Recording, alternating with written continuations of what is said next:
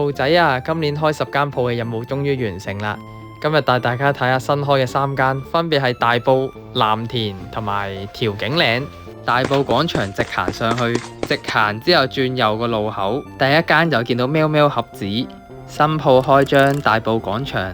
大家就認住我個格位。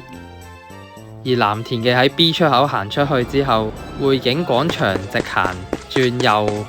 跟住個牌，然後一直跟住條路行，就會見到我最中意嘅啤一啤格仔屋，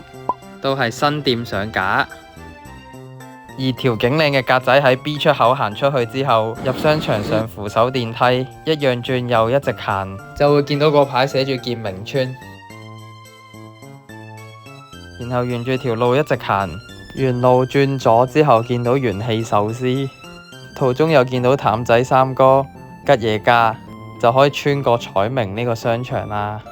而穿過商場直接第一眼就係大格仔，呢個高啲嘅位就係我哋個格仔啦。都多謝咁多位師兄一直幫襯。